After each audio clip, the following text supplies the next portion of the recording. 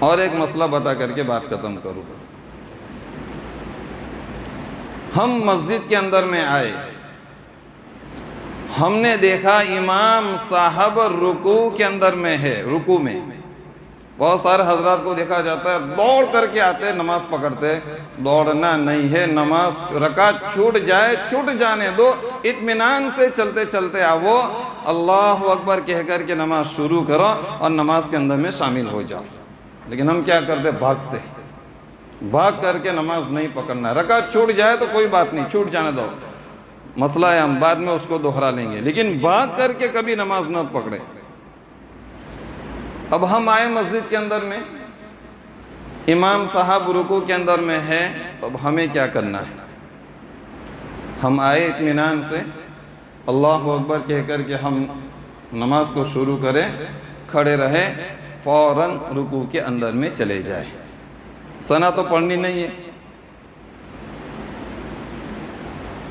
بہت سی مرتبہ ایسا ہوتا ہے کہ ہم آئے بھاگتے ہوئے, اللہ اکبر کہہ کر کے سیدھے رکوع میں.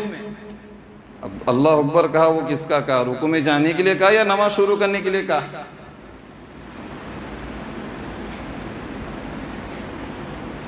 بہت سی مرتبہ ایسا ہوتا ہے, جو مجھے اصل مسئلہ بیان کرنا ہے وہ یہ ہے, ہم مسجد کے اندر میں آئے, امام صاحب رکوع کے اندر میں تھے, ہم نے اللہ اکبر کہہ کر کے نماز شروع کی, ہم ابھی رکوع میں پہنچے ہی تھے کہ امام صاحب کھڑے ہو گئے.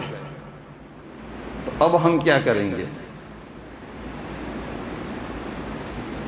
اگر امام صاحب کے ساتھ ہمیں تھوڑا سا بھی رکوع ملا ہے, ایک مرتبہ سبحان ربی العظیم پڑھ لے, تب تو ہماری رکعت ہاتھ لگ گئی.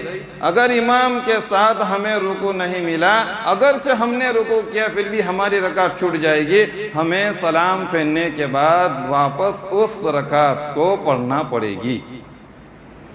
لیکن دیکھا گیا بہت سارے حضرات نماز میں آتے ہیں, بہت سی مرتبہ تو ایسا ہوتا ہے امام صاحب کھڑے ہو جاتے پھر رکوع میں جاتے, حالانکہ ان کو معلوم ہے امام کھڑے ہو گئے, پھر بھی رکوع کر رہے, اور یہ سمجھ رہے ہمیں رکعت مل گئی, اور وہ سلام پھیرنے کے بعد نماز دہراتے نہیں ہے, رکعت پڑھتے نہیں ہے.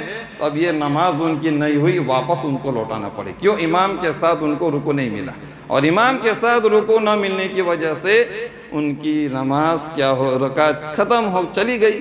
اب رکعت جو چھوٹ جاتی ہے اس کو سلام کے بعد دہرانا پڑتا ہے. بہت سے حضرات کو دیکھا گیا کہ وہ آتے ہیں, اس وقت آتے ہیں کہ امام رکوع میں ہوتا ہے, وہ اللہ اکبر کہہ کر کے ایک طرف رکوع میں جاتے اور ایک طرف امام صاحب کھڑے ہو جاتے ہیں.